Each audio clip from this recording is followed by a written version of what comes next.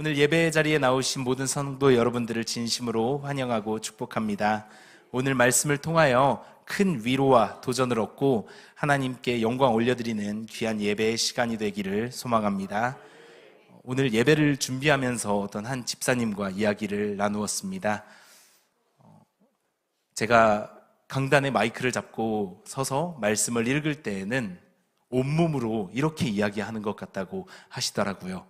나 지금 진지하다. 네, 사실 긴장해서 그렇습니다, 여러분. 그래서 중고등부에서 설교를 할 때처럼 조금 편안하게 한번 설교를 해보는 게 어떨까 하는 그런 생각을 하기도 해봤어요. 그렇지만 역시 저보다 나이가 어린 친구들이 있는 현장과 저보다 나이가 많은 믿음의 선배님들이 계신 곳에서 마이크를 잡는 건 사뭇 느낌이 많이 다르긴 하더라고요. 하지만 조금 더 제가 더 편안하게 마음을 먹고 이 시간에 기쁨과 즐거움으로 함께 하나님의 말씀을 나누는 시간이 되었으면 좋겠습니다. 편안한 마음으로 은혜를 나누고 싶은데요. 특별히 오늘 예를 들면 특별히 오늘 아멘을 크게 하시는 분들께는 큰 선물을 드릴까 하는 이런 생각도 있었는데 역시 그건 좀 아닌 것 같아서 조금 한번 잘 해보도록 하겠습니다. 순간 모두의 눈빛이 변한 걸 좀 느꼈어요. 네, 어찌되었든 오늘 이 시간도 하나님의 말씀을 통해 기쁜 마음으로 함께 나누며 전하는 자와 듣는 자 모두에게 은혜가 되는 시간이 되기를 소망합니다. 제가 한창 갑자기 다이어트 이야기를 하셔서 네, 한창 다이어트를 할 때 농담처럼 던지던 이야기가 있었습니다. 성전 재건축이라고 제가 표현을 했거든요. 네, 우리 몸은 하나님이 거하시는 거룩한 성전이니까요. 운동할 때마다 종종 그 표현을 가져다가 빌려와서 쓰곤 했었습니다. 왜냐하면 제가 과거에는요, 체중이 60kg의 이 경량급 운동선수였어요. 그래서 요즘 감사합니다. 과거의 이야기일 뿐입니다, 여러분. 근데 요즘 젊은 친구들이 말하는 그 이른바 슬림탄탄이라고 하는 그런 몸이었거든요. 그런데 지금은 체중이 그때에 비해서 거의 30kg이 가까이 불어났습니다.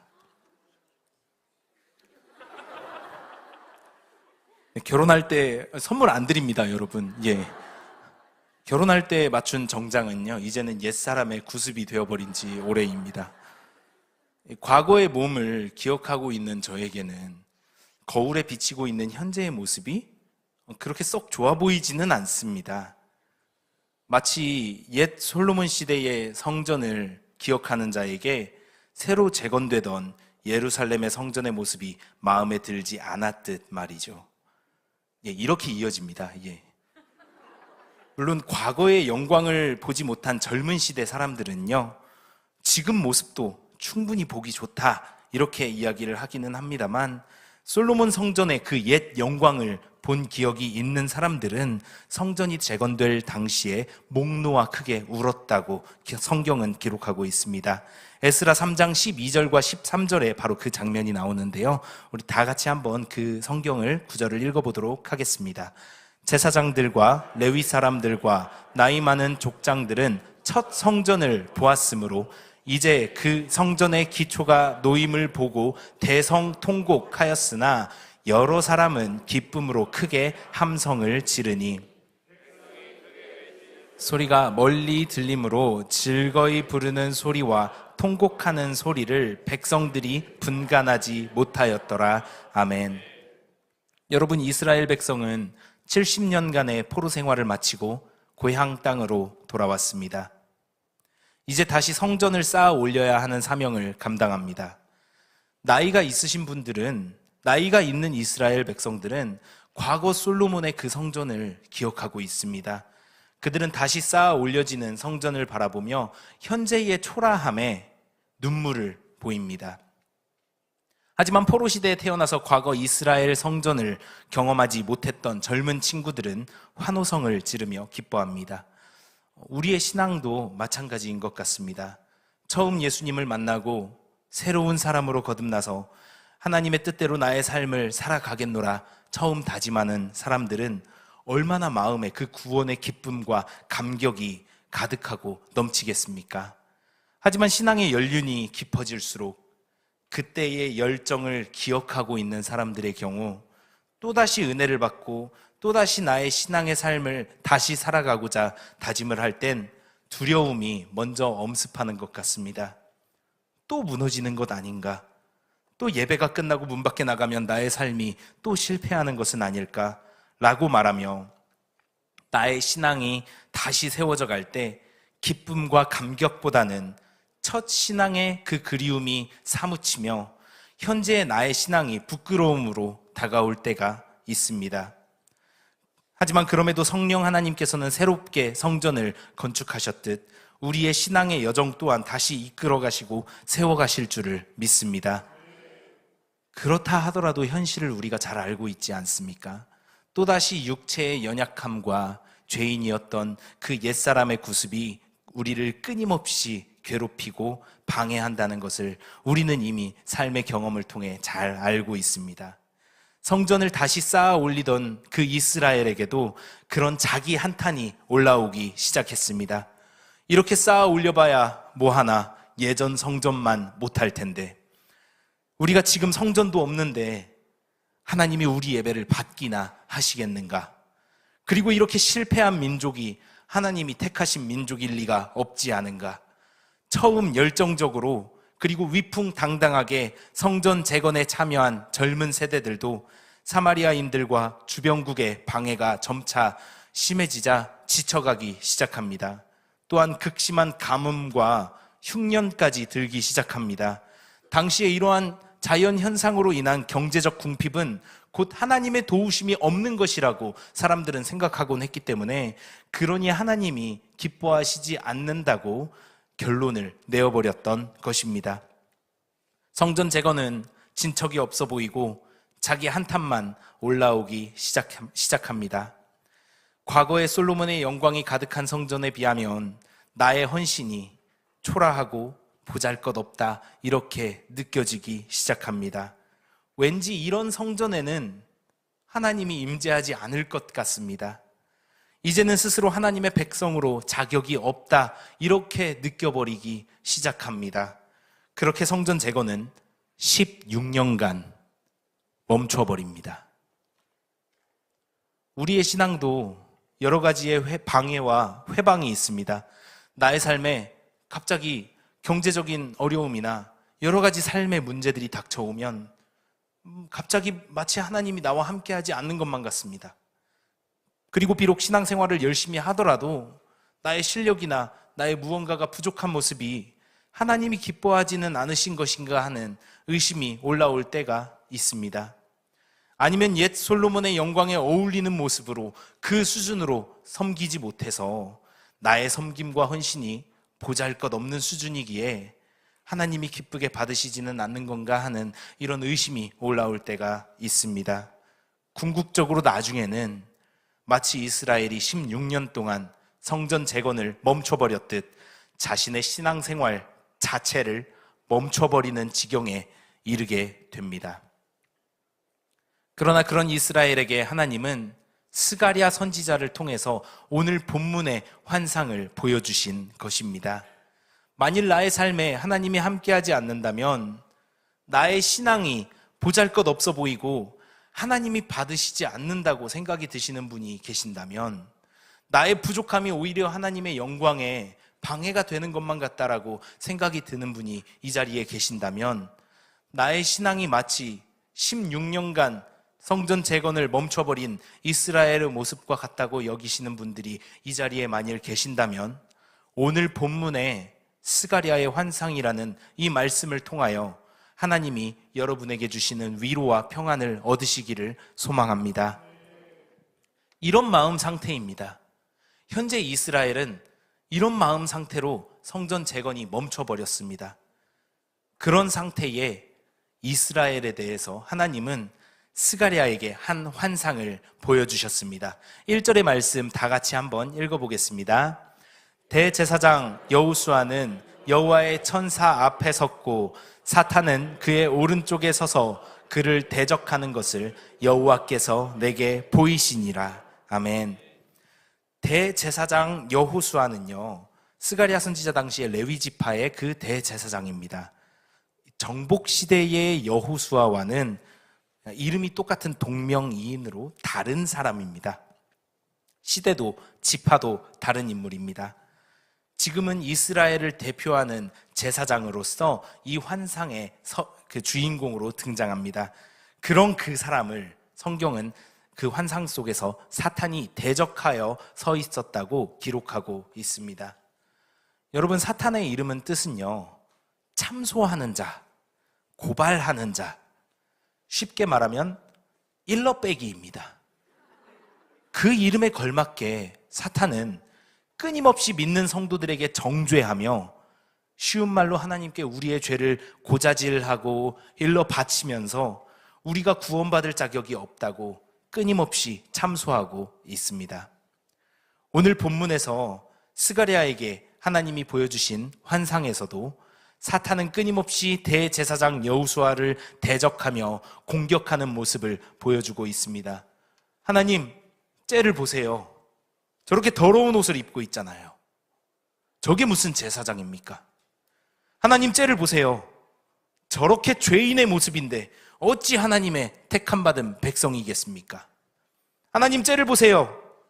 저런 부족하고 연약하고 아무 쓸모없는 모습인데 어찌 하나님이 저런 자의 수고와 헌신, 봉사를 받으시겠습니까? 여러분, 이것이 바로 끊임없이 사탄이 우리를 공격하는 방식임을 아셔야 합니다. 이에 대해서 하나님이 2절에 이렇게 말씀하십니다. 함께 다 같이 읽어보도록 하겠습니다. 여호와께서 사탄에게 이르시되 사탄아, 여호와께서 너를 책망하노라. 예루살렘을 택한 여호와께서 너를 책망하노라.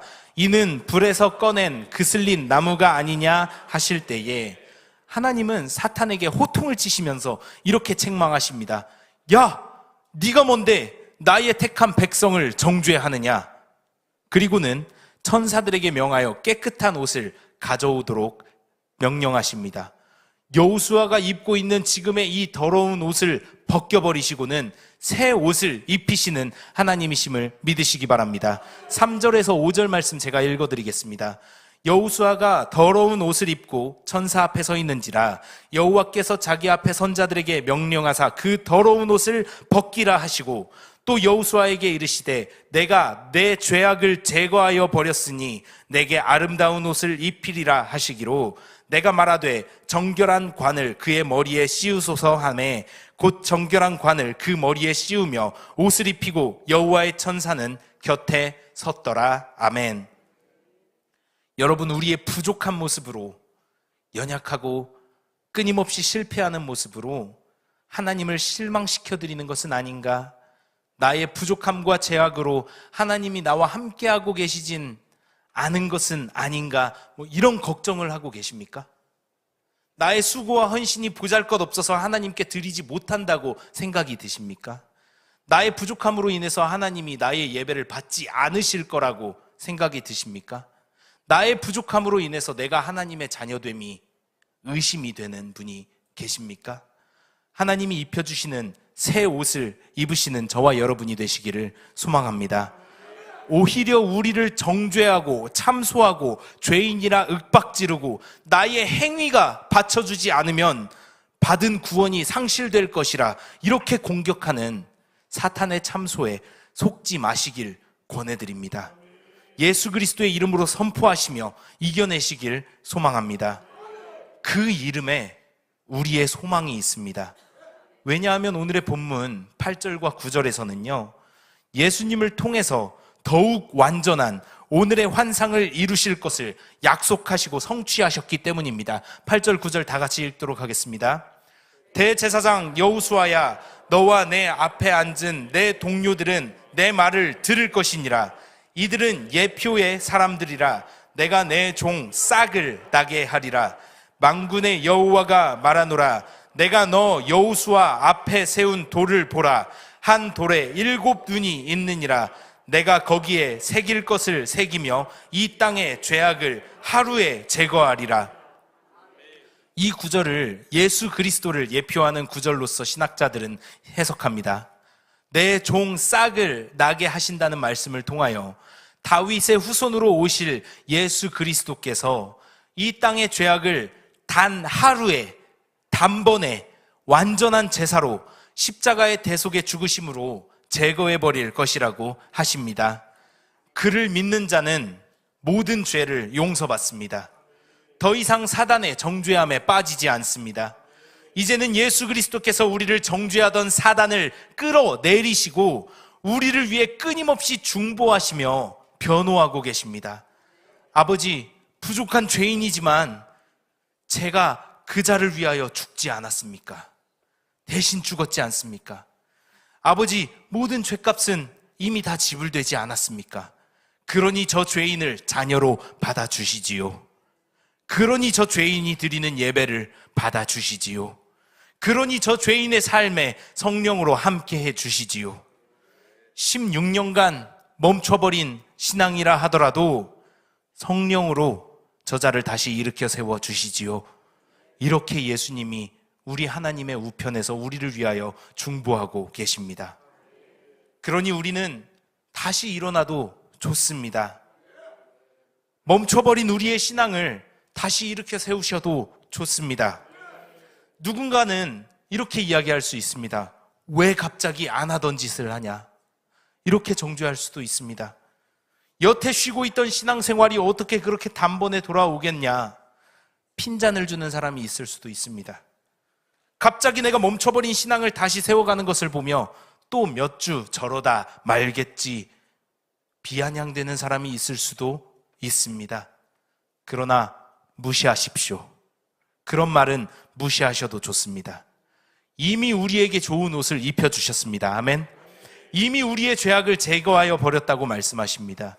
이미 우리의 더러운 옷을 벗기시고 아름다운 옷을 입히셨다 말씀하셨습니다. 이미 정결한 관을 우리 머리에 씌우신 줄로 믿으시기 바랍니다. 그러니 그 옷을 입은 자로서 그 옷을 입은 자의 모습답게 성령의 도우심을 따라 멈춰버린 성전을 다시 재건하시는 저와 여러분이 되시길 소망합니다. 성령의 도우심을 따라 멈춰버렸던 그 신앙생활을 다시 일으키시는 저와 여러분이 되시기를 소망합니다. 다시 일어나는 저와 여러분이 되어 성령 하나님께서 우리에게 입고 있는 그 구원의 하나님의 자녀됨이라는 그 너무나도 멋진 옷에 걸맞는 사람으로 하루하루 날마다 변화되어 갈 줄로 믿습니다. 이 시간 찬양하실 때에는요, 우리가 무엇 때문에 다시 일어날 수 있는지를 다시 기억하시면서 고백하는 시간을 가지셨으면 좋겠습니다. 우리의 힘과 의지와 능력으로 일어나는 것이 아닙니다. 우리에게 이미 다시 깨끗한 옷을 입혀주셨기 때문에 이 옷에 걸맞지 않는 행동이 성령 하나님께서 우리로 하여금 불편하게 하실 것입니다. 그리고 또 넘어지더라도, 또 실패하더라도, 다시 성전 재건이 멈춰버리더라도 하나님이 다시 일으켜 세우실 줄로 믿습니다. 다 같이 찬양하시겠습니다.